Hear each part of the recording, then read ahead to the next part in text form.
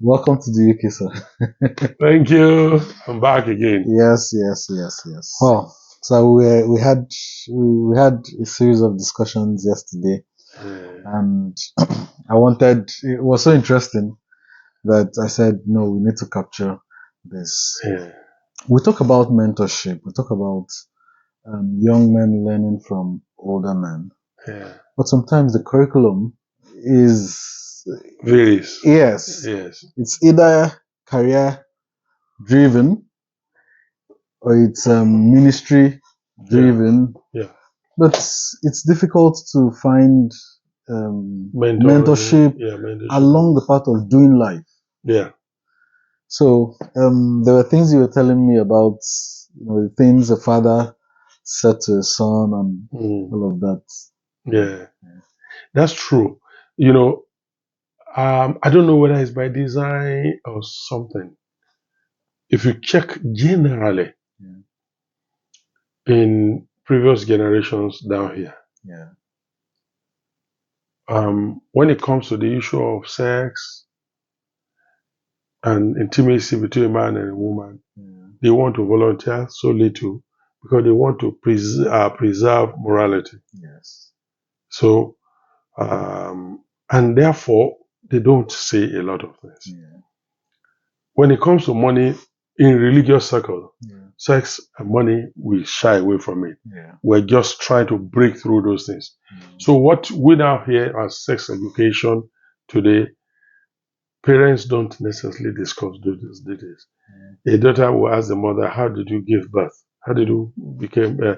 How did you Become have pregnant. this thing Yeah, in your stomach?" yeah, And then he will say, "It's God that put it there."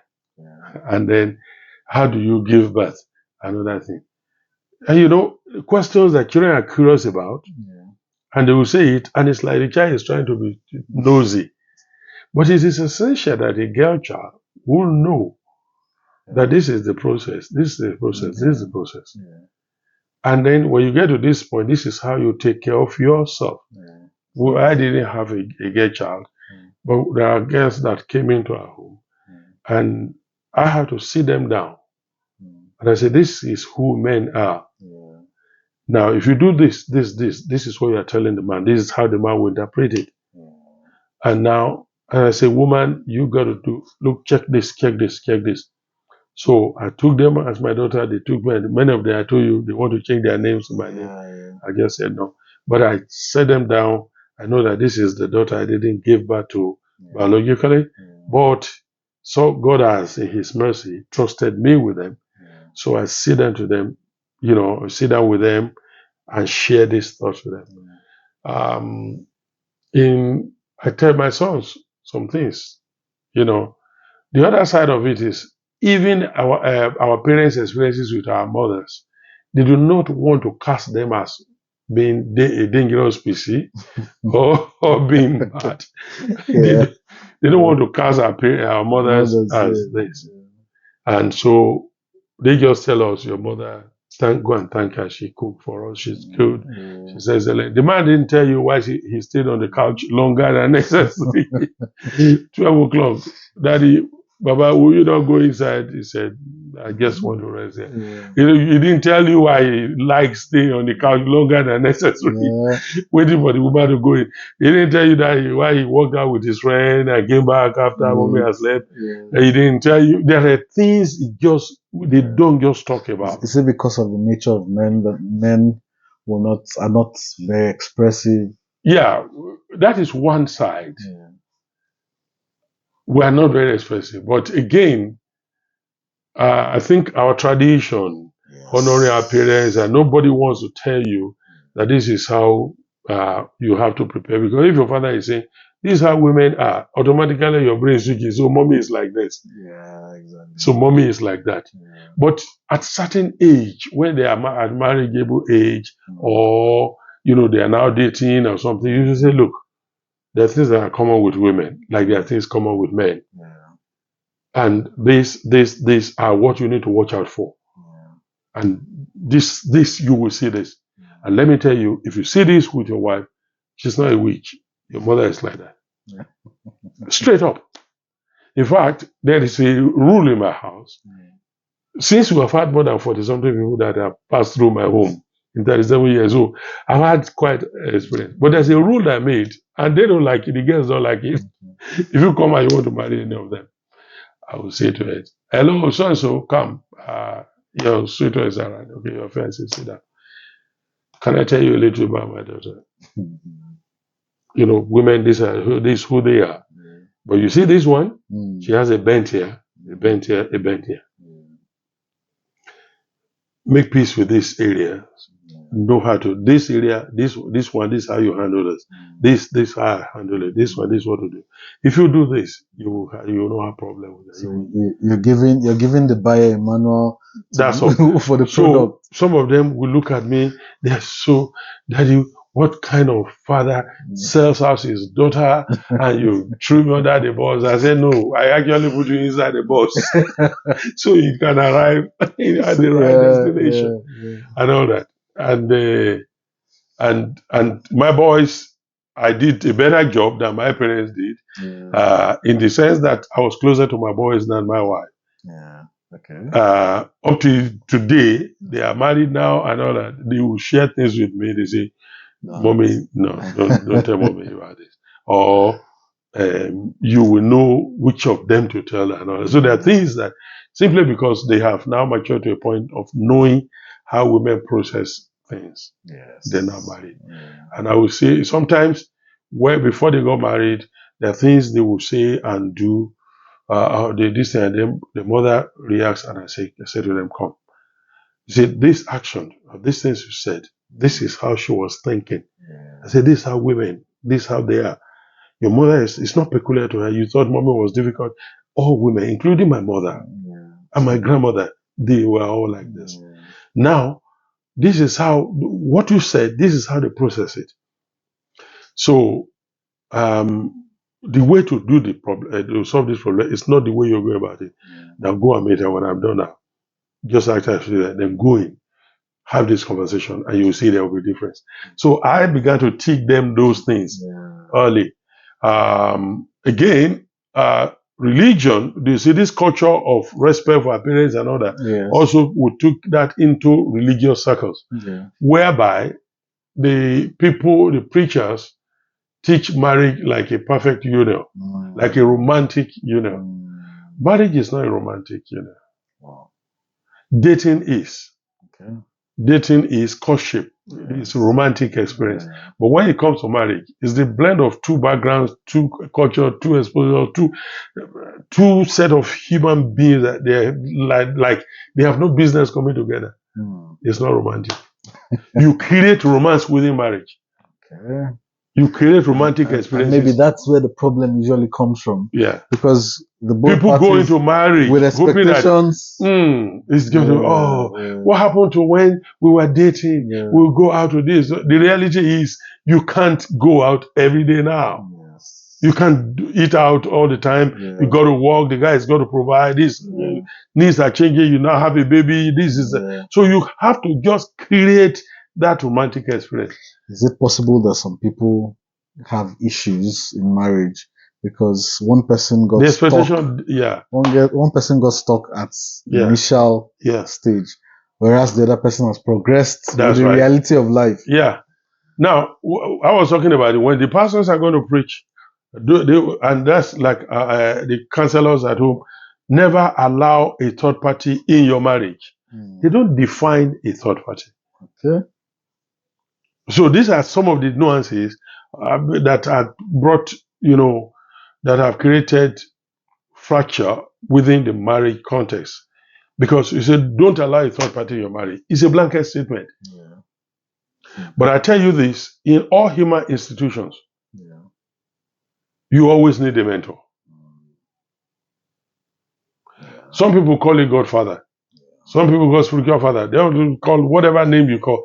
There's something that your biological father will not understand or doesn't possess because from childhood to the time you become an adult and you leave your parents or whatever, they hold between 40 to 50%, not quite up to 50%, 40% of what you're going to do in life.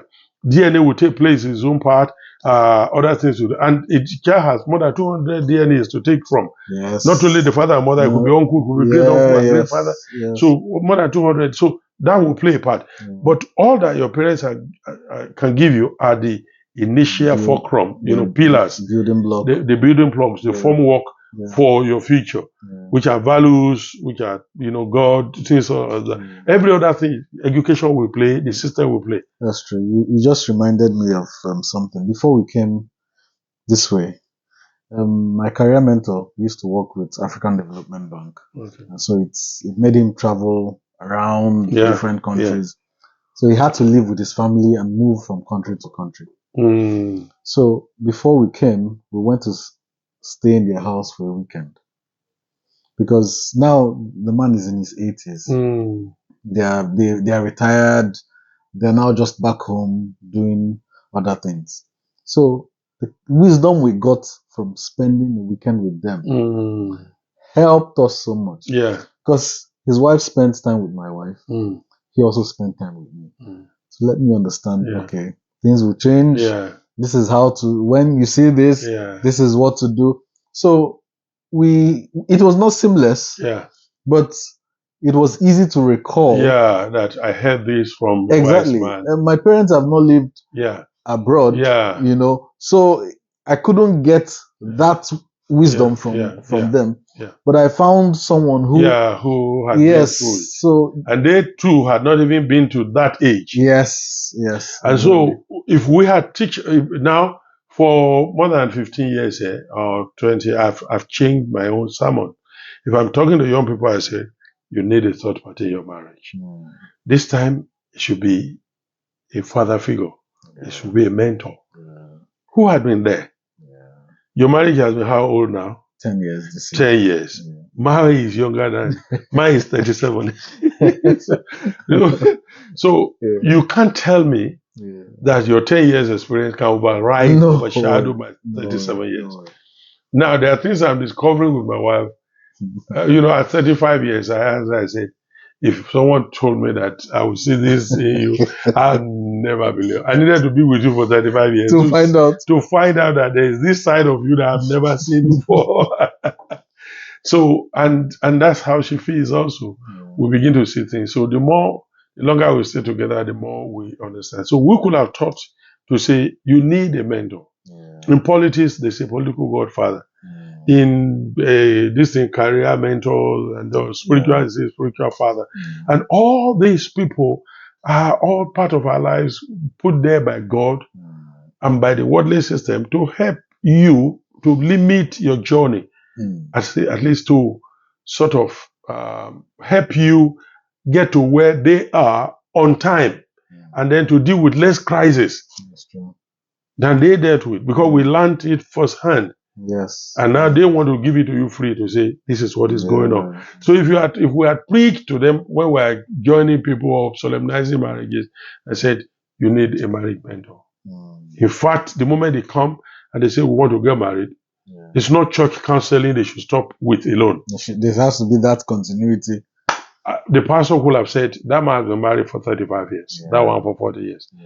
I'm allocating you couples to this. You other couple, Mr. So when there's crisis, your wife has someone to say, Mommy, look at this, what I'm going through with my husband. He said, my daughter, that's not how you do it. That's why the Bible said the older women should teach younger women. Mentoring is that was what Jesus did. He didn't send them to Bible school, his disciples. He mentored them, apprenticeship. And those who have done it the best in our home country, the eastern part, where they do into trading, you send to a apprentice, and they say, "Oh, that's my boss. That's right." And then he said, whatever I know about this business, he taught me. And that if you thought you needed someone to teach you about business, teach you in your career, teach you this, teach you spiritual things, why do you think you will suddenly come to marriage and be a perfect man? It doesn't work. That's the mistake we made. Teaching people not to allow a third party. Not allowing a third party will be an intruder. Will be people who will gossip your wife or your husband to you, or trying to sow seed of discord. That in that context, define it. Don't let them come in. But when it comes to, having someone to discuss, it should be one of the major foundations of every marriage to say, don't get married until you have a mentor. And if they're in a church setting, assign them to mentors, people they have good family background and they are really to that. You know them as a pastor that they are who they say they are and their lives are okay. And they can mentor younger ones. Then assign. Some families can have 2 or 3 younger families they're mentoring, while some other ones will not. Of course. I won't assign anybody because I don't know that. I mean, I know their lives not okay. Yes. And then since they're not meeting all of you at the same time, they like to meet all of you, they meet you, ask your questions. See, this is because a lot of people go into marriage these days with fear in their hearts. That's right, because nobody told them what they are going to meet and all that. A year and a half ago, soon to be 2 years, I was in Canada and US, and I was with my son, the 2 of them, but at different times. So, and we were discussing, and my younger brother too, our last one was there. And so we were just cracking jokes and we called at home, called mommy, and then they were all catching fun because they all lived in the house. My younger brother lived with us, and then they wanted to, because of what they have known, they now know how to poke fun at. So they say, oh yeah, this is what is going on. And then she said, hey, and they started laughing because they anticipated that. I told them to say, look, instead of everybody be intense at home, one of you should be a comedian. Just turn it to jokes. And sometimes the boys will see me and mommy will say, oh, this current, they have done, and you are the one supporting. And I say to them, all of you come here. How dare you upset my wife in the other day? They say, Daddy, you didn't even ask for that. I don't care what happened. Something bad, terrible happened for my wife to be this upset.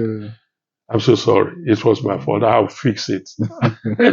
When she goes in, you and the boys. What? Yeah, I said, what really happened? You remember yesterday when your wife said, "Wow, this is a sumptuous." And it wasn't you or she was the one. She said, "Oh, you have not even tasted it." And I told you I was with one bishop, and they said, "I said, this message, God, this is made in heaven, enjoyed on earth." And then she said, this is what my late dad used to say. He said, one can tell that he has been married for a long time. He has not tasted this carving the food. Well, he has said it's good. He said my head is big, because I've been there. And I know how these things work. So if I share that with you and all that, and I was telling my daughter-in-law, I was just telling my son, I said, look, let me tell you this. Women, that is in our own generation, this is how they are. But you see, you live in Holy Ghost generation. And this is what I say, your own wife, I know. Baby girl, I know you are excluded from the hand. So she was doing her eye like that. And the rest were laughing. And the husband, my son was like, oh. And I said, don't tell me, because this one is perfect. She came from the mouth of an angel. She cannot be. I will just crack jokes and all that. But because of the way I'm now teaching them, and I have taught them, and all that, I use the mother to. And when they say, I said, look, you reacted to what your mother said like this. That's so wrong. You're going to marry a woman, and you won't be able to do this. So use your mother to practice how to relate with your wife. This is how all women are. The way she reacted, your wife will react worse because she's not in my own generation that has more control than yours. So your wife is going to be worse. So learn to deal with it. So sort these things out. So now this is what she's saying. This is what she meant. Go back. Think through the process and go and now talk to her like a man should talk to a woman. And mommy will understand. Working in a place where I do a lot of writing. And every word needs to mean something and be used within a context. When we got married, the early years, when she says anything, I'll take it hook, line, and sinker. And say, this is what this means. So was this what you were saying? And it becomes. But I have found out that they're saying one thing.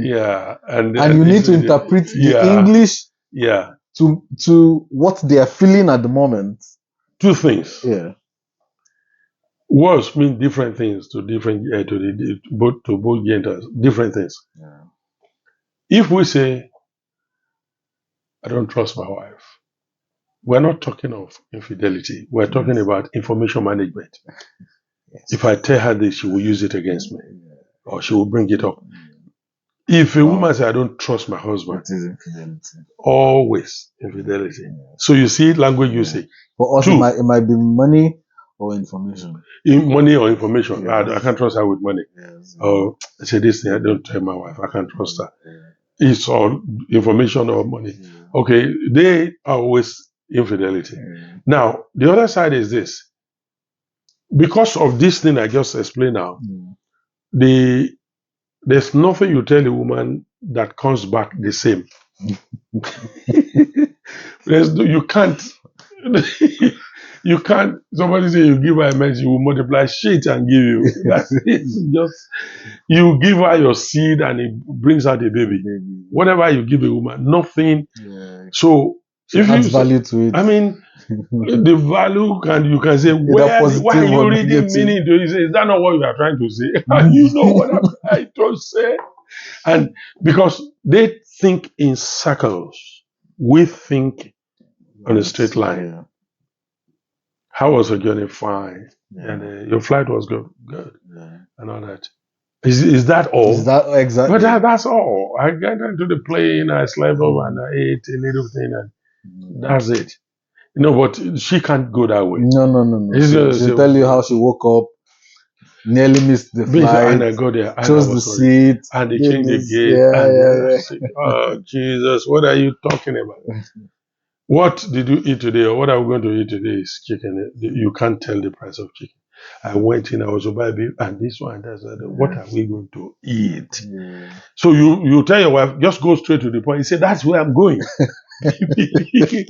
Because as far as they are concerned, the road that leads straight is the road that goes through this circle. That's how they get their own straight. Yeah. Because of that, because of how they are wired, okay, for men, it's like we are everything, our brain is like individualistic. Yeah. Everything is compartmentalized. Yeah, if you're working on money, you don't want to talk about sex. Yeah. You're talking about sex, you don't want to talk about money. Yeah. If you're talking about this, just hold a conversation. Exactly. And we're straight to it. Yeah. They can do sex and be talking money and be talking and quarrel with you and do it all together. In one conversation. All in one conversation. They can put that all together. Yeah. And that's why she says, what about my own cup of tea? Yeah. This cup of tea is connected to every other cup of tea that has ever happened in your relationship. And she can just, she didn't keep it in her mind, but as soon as you touch that switch, everything like a chain reference, it will just go and go there. So because, she can explain this cup of tea and to land in sex. And you cannot, a logical man cannot explain how it connects. Yeah, exactly. But to them, every matter is connected to what is connected to what is connected to what is. So, therefore, when you give them a one, they say something, they might be saying from different points. And you, as a logical man, will just read English language. One of our last born one day, before he got, was still in school and he was going out to buy something, just a neighboring place. Yeah. And he saw mommy was coming in, holding something. Yeah. So he said, let me take this home for you. And he said, no, if you're not there, wouldn't I? I'm almost home. Go to where you're going. And he went. When she took the bait. When she arrived home, the oldest guy said, didn't you see my little brother on the way? He said, I saw him. He said, he didn't collect this thing to bring it home from you? He said, he's busy going to where he is, so he did not collect. I mean, she did not say, I told her, don't do it. I did, no. She just immediately. I said, he's going to, have I not been carrying my thing before he was born? No matter what. Oh my God. And when he came back, and the big brothers descended on him. He said, no. That was not what happened. Mommy told me I can go and say to you, she told you. And you actually. And you took the baby. so some other time later, she visited him after holidays. Mommy said, he was doing something. And then mommy was doing something. He said, okay, let me help you. He said, no, don't worry. He said, mommy, I will worry because this is where you just reminded me of something. We went home during one of the Christmas. That's a few years ago. And I was my father outside. It was a market day. So we're just talking outside the house. And my father's uncle's wife came to see him. So she was going. Actually, my father was seeing her off. So I thought I wanted to, be polite and, just care about her well-being. So I asked her, today is market day. Are you going to market? She said that she's planning to go, but maybe later. So to me, I felt I was just being caring. So when she left, my father said to me, when you ask a woman if she will go to market around this place, it means that you have something to give her to go to market. You have raised her expectations. Yeah. So look for money and go and give her. And tell her to get some things that she needs. Yeah, on the way. Yes, in the market. Yeah. So I had to go look for money and tell her about that question I asked you. Take it and get some things for yourself. Yes. And her face lit up. She was like, oh, thank you. Thank you. You know she was expecting it. So I didn't know that. I thought I was just being polite. Not knowing that I had created an expectation. So those are some of the things. That's what brought this conversation yesterday. Things that our fathers never told us. They never taught us. They didn't tell us about it. And these are things that you would have prepared your sons for. I think the mothers have done a lot more job on their daughters than the fathers, because they will give you, they say, you're going to be somebody's wife. Men don't take this. Look, you dress well. Look at this. Clean this way. Do it this way. Do it. They say all those things. Our mothers tried for their daughters, but our fathers, we're just left to find our path. Yeah.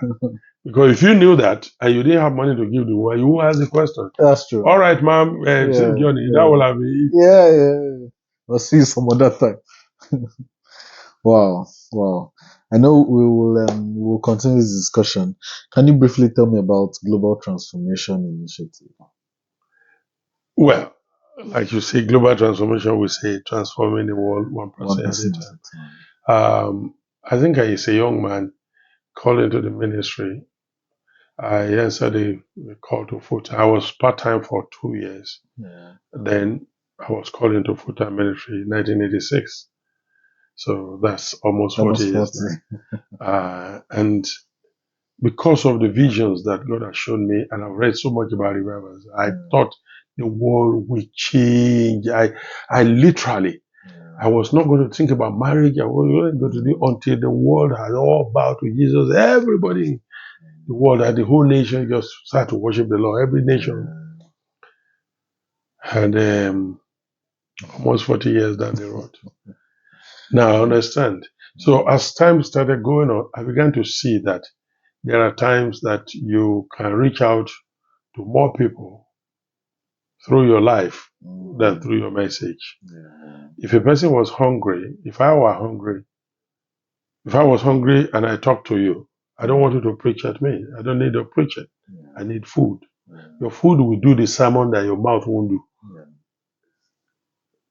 Tell me about Jesus who feeds the hungry and give me food to eat. Don't tell me Jesus is the sick. I'm not sick, I'm hungry. You get what I'm saying? So I began to see that. And so when the Lord was talking to me, saying, don't do so and so and so ministry. Do an initiative. And it's transforming the globe, transforming the world 1% at a time. Sometimes last year, before we moved from the house today, there's a young man who is of another religion. He has been coming to us for 7 or 8 years. Was my wife's student, and he's still there. And I've never sat him down to preach the gospel to me. And, I know evangelists and so winners will kill me for this. I just didn't see the need. Yeah. I just felt that what will win this guy is friendship evangelism. I didn't preach to him. I've never forced him to go to church. I never scared him. I never quote Bible. I just kept quiet. And one of the days he comes every weekend to iron our clothes, take care. And I said, so-and-so. He said, Daddy, I said, you've been close to this one. You'll be coming to this family 7 years, 8 years. He said, 8 years ago.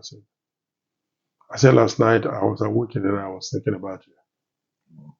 I have never thought about you that much. And I couldn't sleep. I'm asking myself if I've not preached to you before. I've not taught. I've not done any. I don't know if I've ever influenced your life. And I'm now living face to face with the reality to answer that question. He said, why is from the north? He said, Daddy, Daddy, what are you? He said, everything I am today is what I learned from you. Ooh. He said, the first time I entered into this home, you were in the kitchen and you cooked for the family. And the first food I ate in this home was the food you cooked. So that day I told myself, any day you get married, you must create time to cook for your family the way that he did it. Wow. I said, ask my wife. If she's not at home, I will prepare the food before she comes back. He said, I come every day. I've not seen you quarrel or fight with mommy and all that. And that is, mommy is always saying good things about it. And I see how you take care of everybody. I told myself, nobody will separate quarrel between my wife and I. And ask my wife, I've not reported that to her parent or my parent or anybody. Wow. And then he began to say, he said, everything I'm doing today, he said to me, everything I'm doing today, they are things that I learned from you.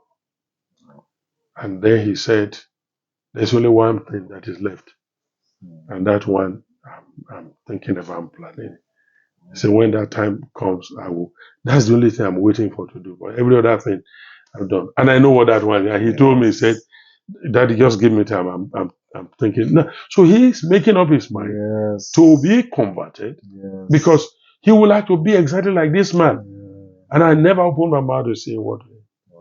So that's my concept of global transformation. I taught my children this while they were still in primary school, secondary school, and I said, don't wait for the world to change. Change the world from where you are. And when you ask them, they will tell you. One of them was in Unilorry, and the bulb, in the hostel, the bulb would die in the toilet and he would change it. And then he changed it again. This other one would die at the corridor, he would change. And eventually, they said, what's wrong with you? You have a lot of money. You waste your father's money. And he said to them, if my dad